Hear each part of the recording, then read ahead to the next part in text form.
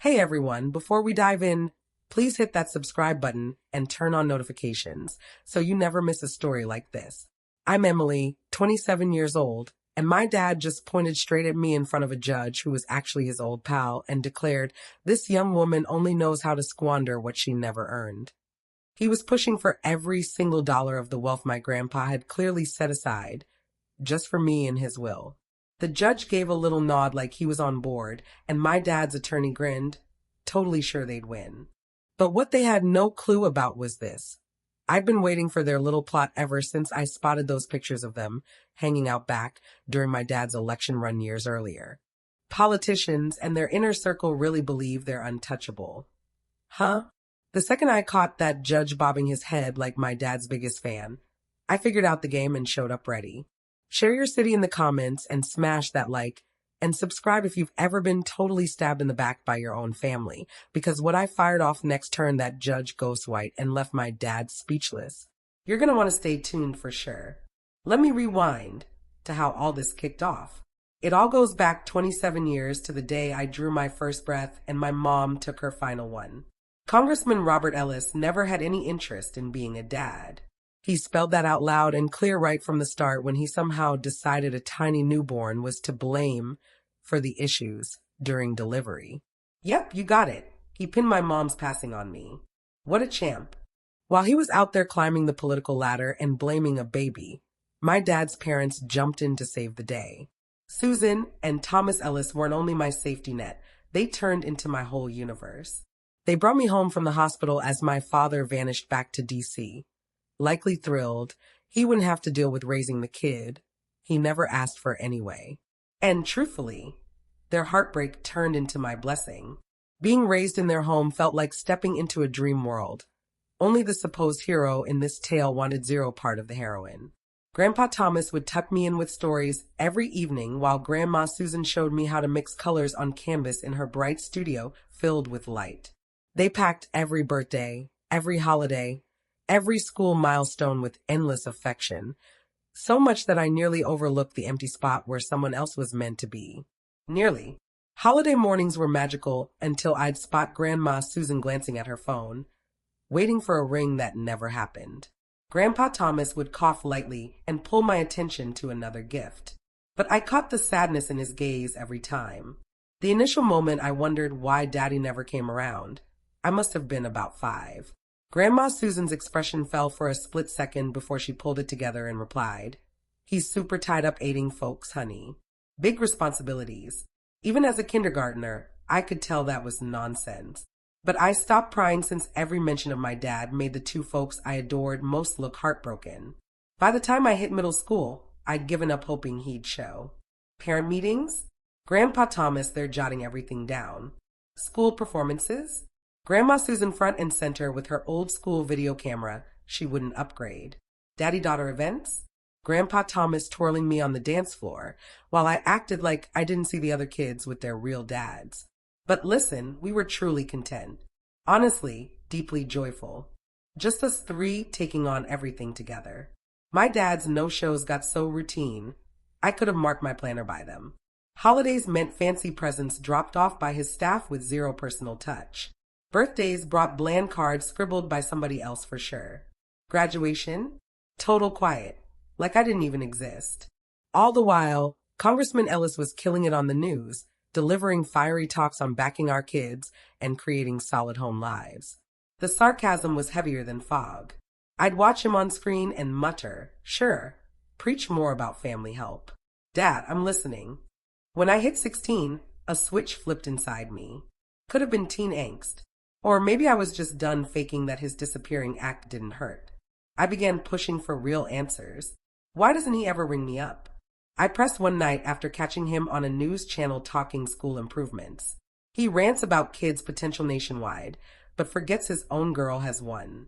Grandpa Thomas folded his paper carefully and said, "Your dad is wrestling with tough emotions over your mom's passing, dear.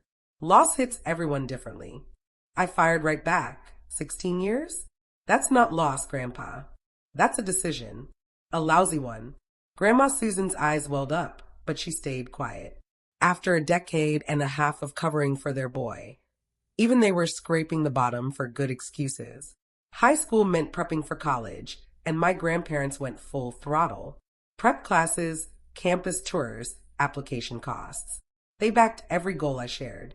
When Duke accepted me with some scholarship aid, they hosted a feast big enough for a neighborhood.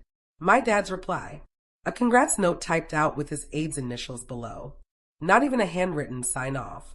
That's when I truly quit hoping he'd notice me.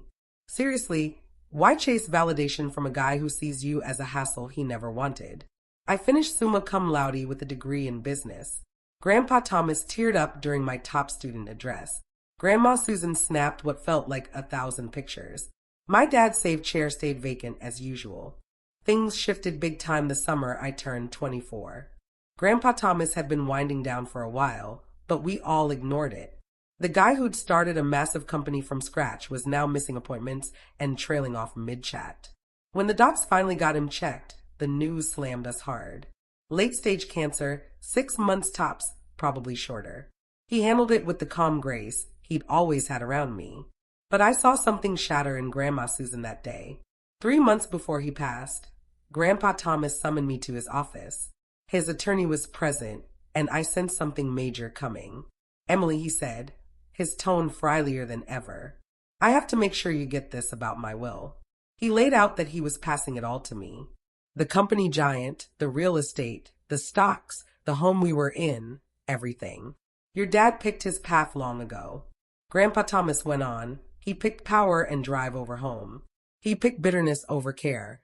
And there's no way I'll let him cash in on the life he turned down." I pushed back. "What about Dad? Won't this stir trouble?"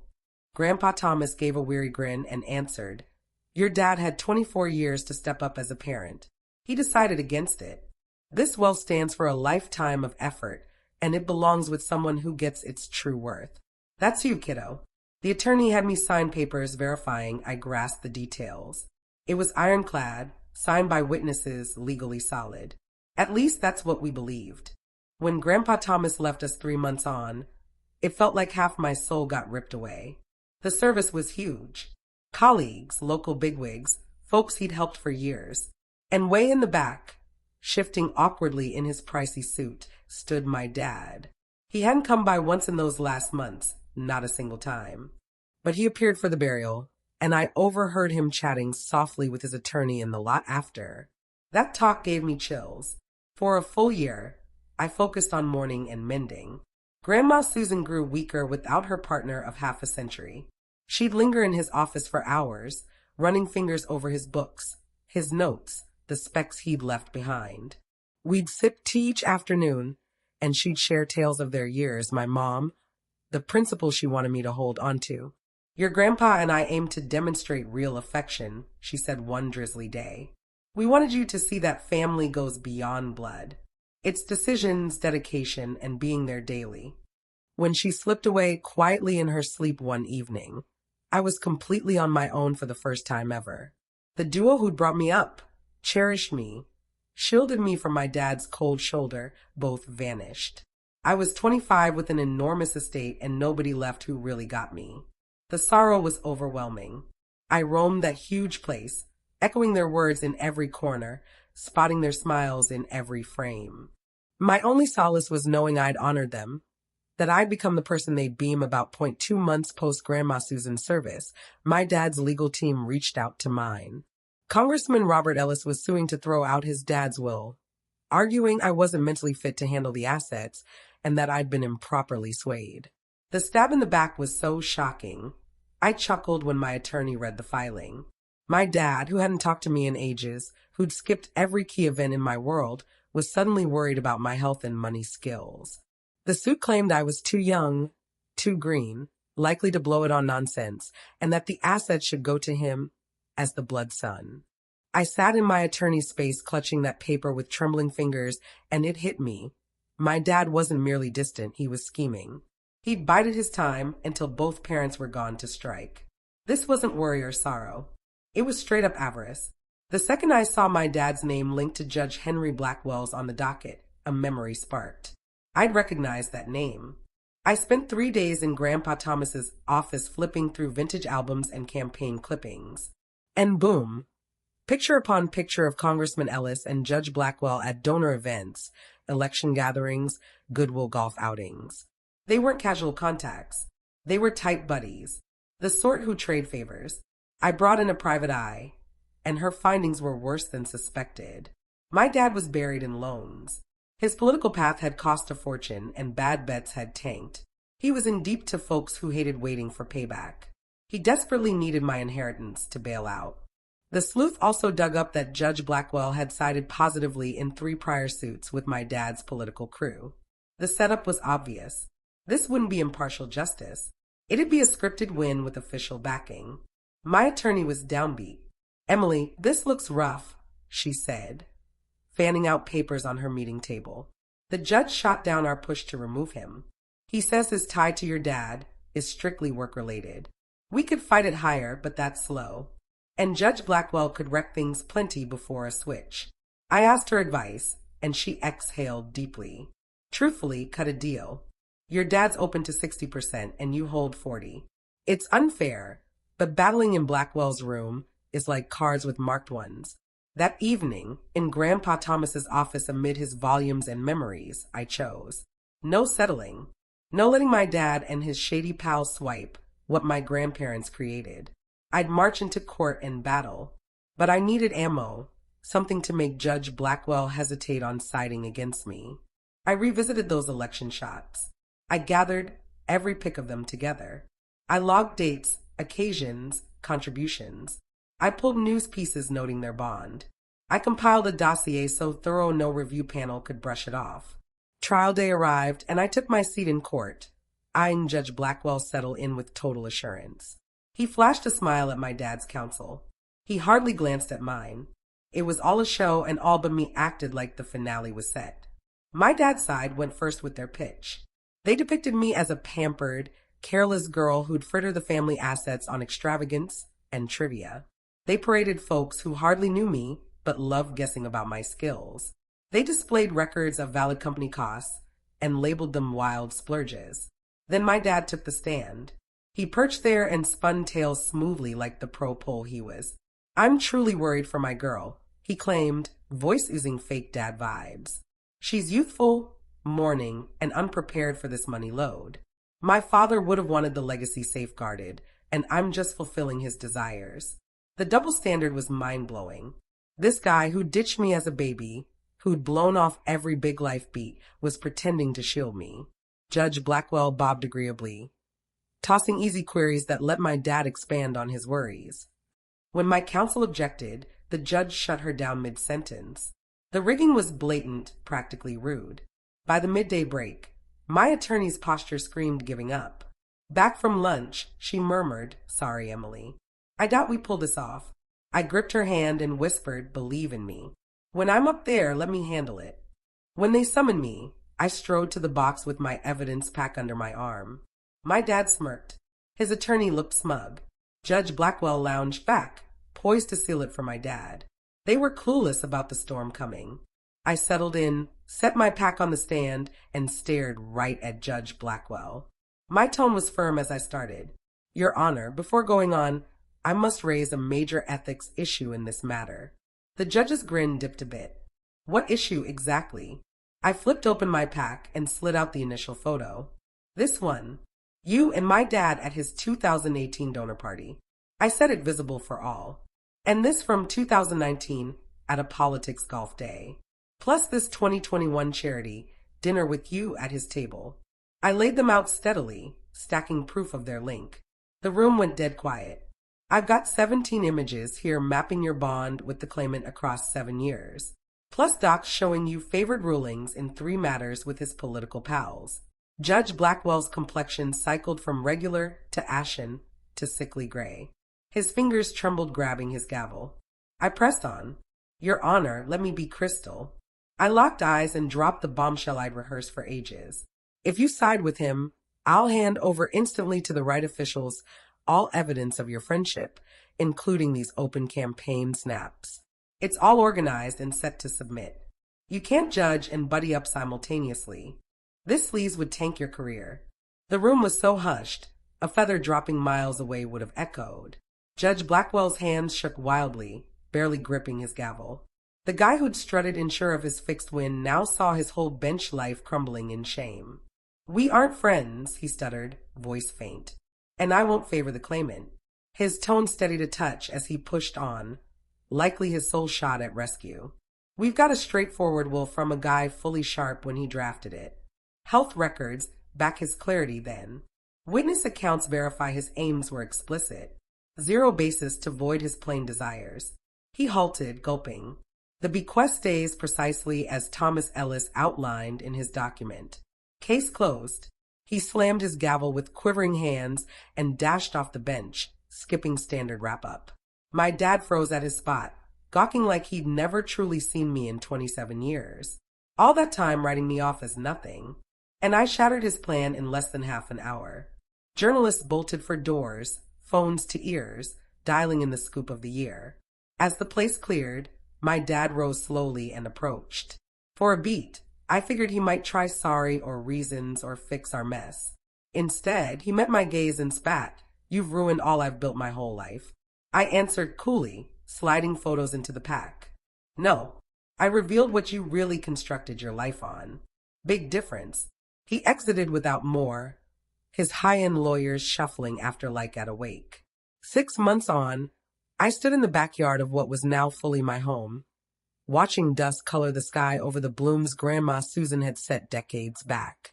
Judge Blackwell quit days later, blaming health that tricked nobody. My dad's world crashed harder. The congressional watchdogs launched a probe into his networking for self-benefit. Congressman Robert Ellis quit his seat 3 months post, saying he craved family time. Nobody familiar with our real story missed that twist. But I wasn't after payback or his pain. I was occupied crafting the existence my grandparents envisioned for me. I held on to Grandpa Thomas's enterprise, but updated the firms with approaches he'd love. Worker profit splits, eco-focus, local support. The operations boomed under leadership prioritizing beyond just numbers. 8 months after court, I connected with James Harlan at a green business summit where I spoke on company ethics. He was an eco-engineer expert in pure production methods, fired up about setups benefiting firms and neighborhoods. Our initial talk stretched 4 hours, spanning green power to duties of passed-down riches. He was smart, ethical, and zero offer my cash, which hooked me. "I rate folks by what they create, not get," he said over Java on date 3. "And what you're creating with those firms is legit inspiring." We got engaged in a year, wed in the chapel where I'd spoken farewells for both grandparents. It was lovely, with dear pals and the kin I'd selected over blood. My dad skipped. Per news, he was tangled with feds eyeing his politicking. James and I honeymooned in Ireland, exploring lands where Grandma Susan's roots went back generations. On cliffs above the ocean, hand in hand with my love, I sensed the deep calm of true living. A year later, we settled for good in the family home of my childhood. We turned Grandpa Thomas's office into James's workspace and Grandma Susan's studio into a baby room. Our girl, Susan Lily Harlan, arrived on a flawless spring dawn, precisely 2 years after the court when that flipped it all. She has James's soft side and my grandma's sparkling gaze. Our boy, Thomas James Harlan, came 18 months on with my determination and his dad's steady vibe. My kids will mature in the house where I discovered affection, faithfulness, and the gap between kin and DNA. They'll hear about great-grandparents proving the top legacy isn't cash. It's principles, honor, and the firm belief they merit love just for being. My dad chased influence and rank his whole life, never filling the void. He traded real bonds for climbs that crumbled when his dirt surfaced. Meantime, I gained way more than funds, the insight to spot what counts and the grit to defend it if needed. If this tale hit home, like and subscribe for more on kin fairness and the bravery to fight for justice. Comment your stories of family letdowns or beating huge hurdles. Often, those who doubt us deepest learn the toughest about our real power.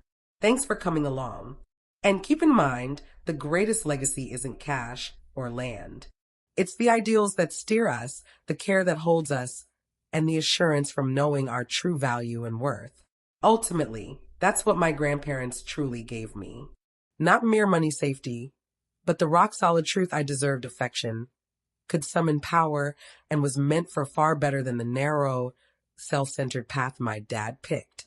And that legacy will endure through the ages.